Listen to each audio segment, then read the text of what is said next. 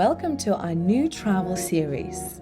After our time in San Antonio, we traveled to Houston, Texas, as it was our time to leave the US. We were super excited to be landing in a new country. Starting our adventures in the historic center of Mexico City. Vamos! Take me back to Mexico, that Cancun sun would turn the sun. We're high on me, wanted to ride with me. Take me back to Mexico, that Cancun sun would turn the sun. We're high on me, wanted to ride with me. This video was filmed around the historic area of Mexico City. Other areas that are popular with tourists are Polanco, Roma Norte, Condesa, Juarez. And one area to avoid, especially for tourists, is Tepito, considered as the most dangerous barrio in Mexico City. And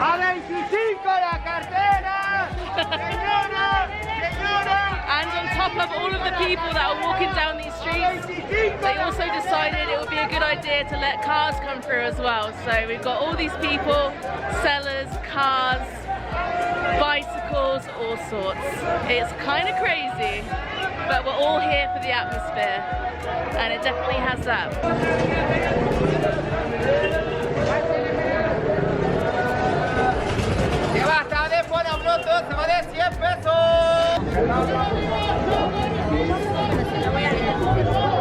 Oh, what's going on here?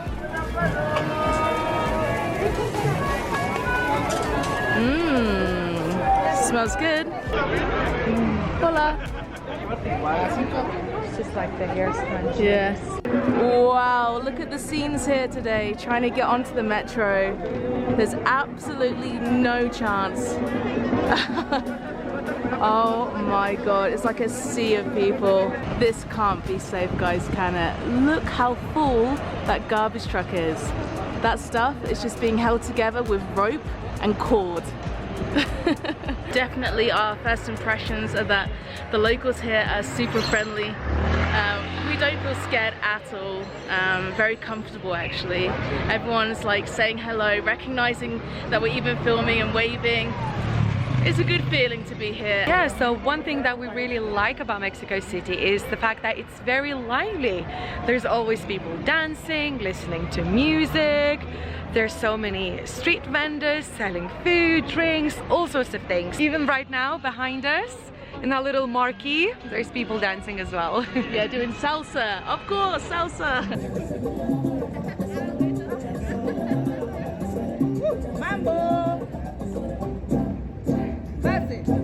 So myself and Misha feel pretty safe walking around Mexico City.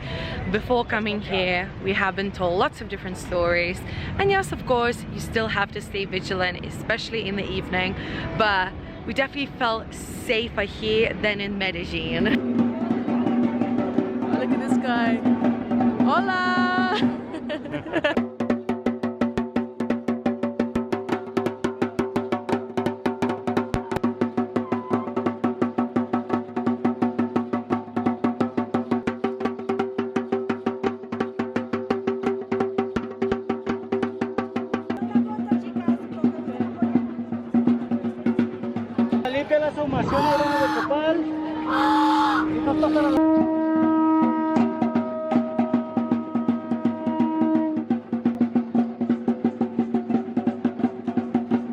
Oh my goodness, what has Misha got herself into?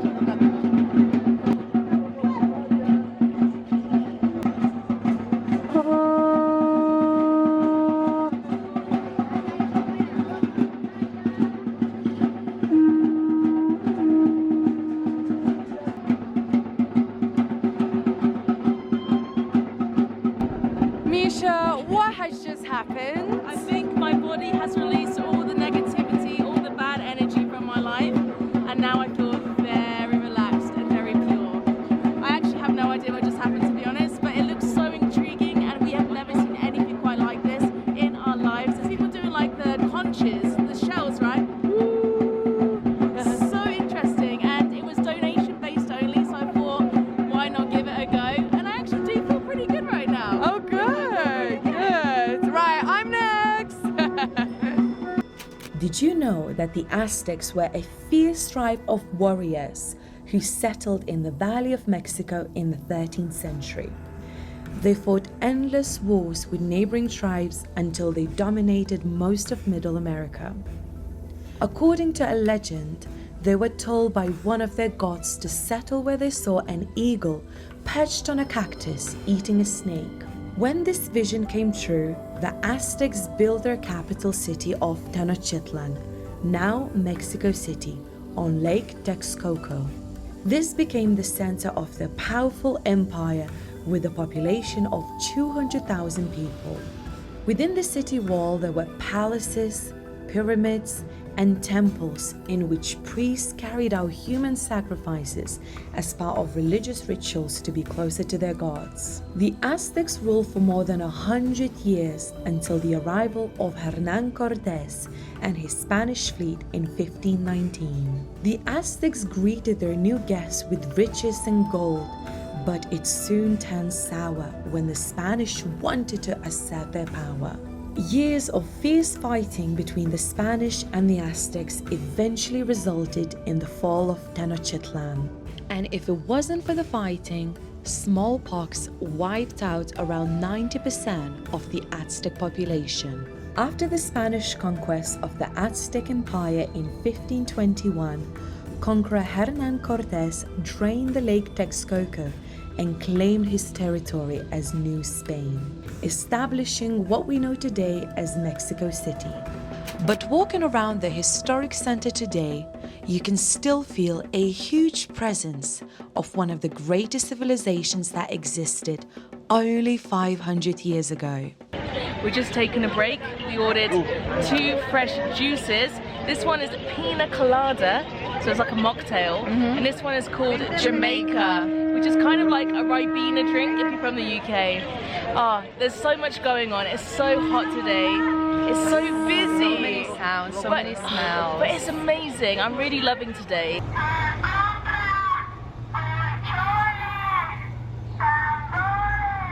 Have you been to Mexico City if you haven't heard this noise? One of the most wonderful things about Mexico City is its street food, and we're feeling pretty hungry, so we're going to grab a torta.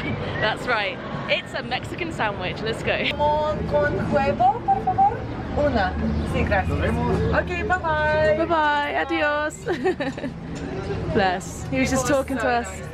People are really nice here, aren't they? So friendly. Yeah. Even if we don't speak much Spanish, they're still very patient with us, and they're teaching us some Spanish. As long as we both try to speak Spanish, and like you've just literally ordered this torta in Spanish, I think it goes a long way. Exactly. At least we're trying. We're not being one of those obnoxious tourists. We're like, no, I speak English and English only.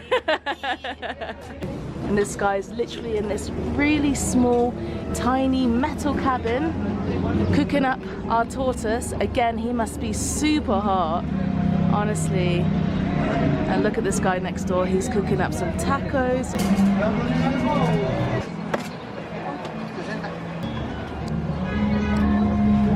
So we've gone for an egg and ham torta, which is basically egg and ham sandwich. Exactly. Yeah. And you said you wanted beer. You're so naughty, Justina. Beer is just across the road here. In the OXO, yeah. I don't know, juice or beer? Juice? I mean, decisions at the end of the day. The only reason why I'm saying beer is because I'm super hot. It's like 11:30 in the morning and the temperature is already 29 degrees. And on the other side, there is a fresh juice stall. And trust me guys, on hot days like this, it's always good to have a fresh juice. And they do everything here. I love this about Mexico City. I normally go for a mango juice or a coconut juice. Oh, that looks perfect. And he's cut it in half for us as well so we can share it. Nice. Oh, that was a big mouthful. I missed that. Let's get in there. Woo! The bread's so soft. So good.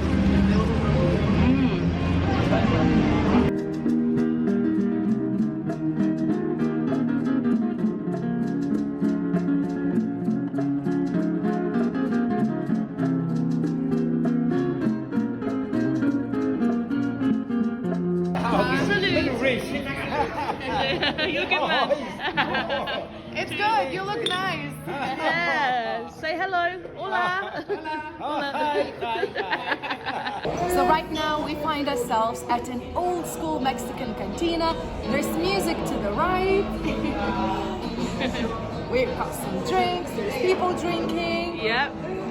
Very good atmosphere. Very good atmosphere. And we've just ordered a stuffed chili with some rice on the side. Oh, nice. So let's give it a go. Okay. I believe there is some cheese in there. Let's see. Ooh. Some nice sauce, some rice. Uh-huh. Looks good.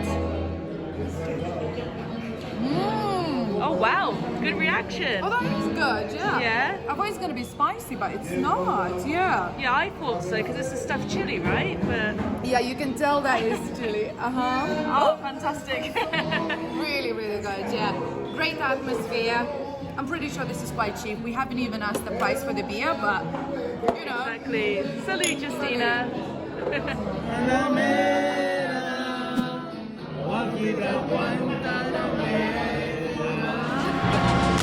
Take me back to Mexico, that can sun would turn the sun. You were high on me, wanted to vibe with me. Take me back to Mexico, that can sun would turn the sun. You were high on me, wanted to vibe with me. Pulque is a traditional Mexican drink that actually comes from agave, which is a kind of succulent plant that is usually grown in warm climates, especially in south of the United States and Mexico. And they just extract the meat from agave and ferment it. And I guess in the end, you get pulque. Okay guys, so we're just about to try the oldest Mexican alcoholic beverage. Let's go. Okay.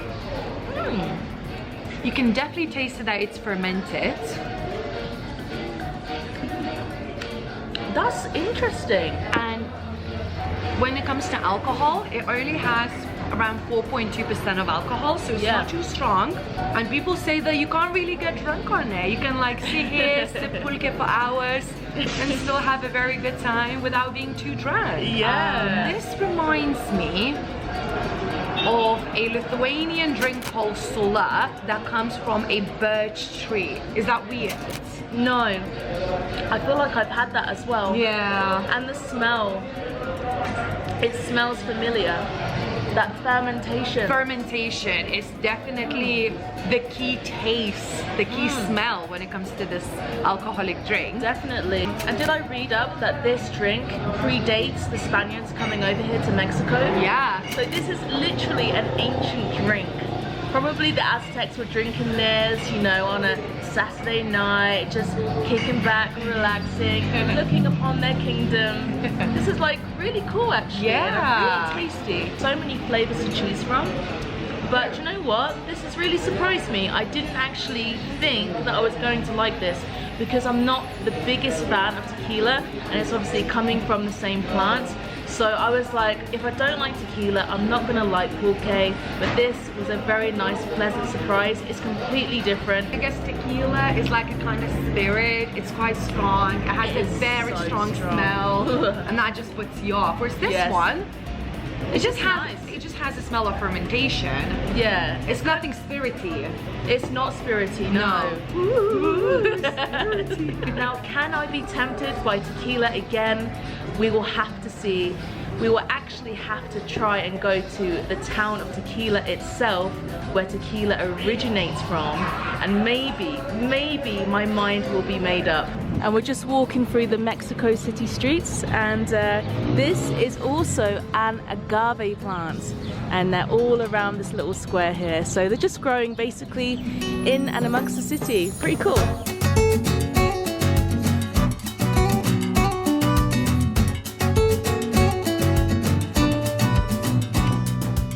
So we're just walking through Mercado de San Juan, and it's a really great atmosphere. There's loads of places to eat, to grab a beer, and if you're feeling really daring, you can eat cockroaches, scorpions, maggots, all sorts.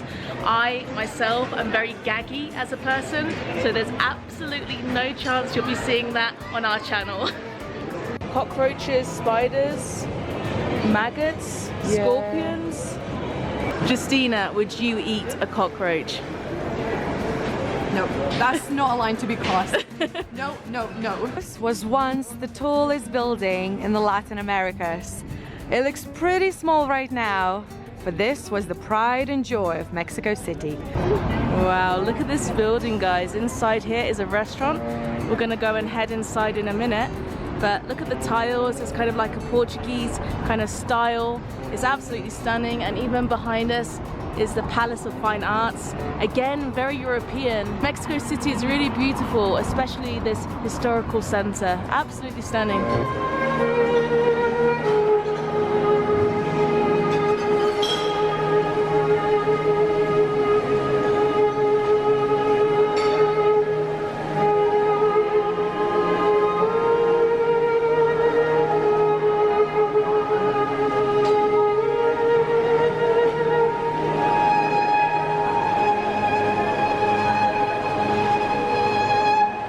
We're just about to go to this cafe over here. I don't know if you can see, there are some orange umbrellas, and hopefully we'll get a beautiful view of the city, and most importantly, the view of the Palace of Fine Arts, which is just here.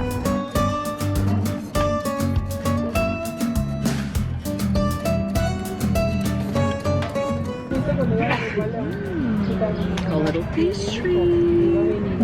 Pastry and an iced caramel frappe, and we're at this cafe overlooking the Palace of Arts here. It's absolutely stunning. And so this caramel iced frappe is about 45 pesos, and this now half-eaten pastry was about 40 pesos. So relatively cheap for this epic view of Mexico City. What are you enjoying more, the pastry or the view? Both. It's good, right?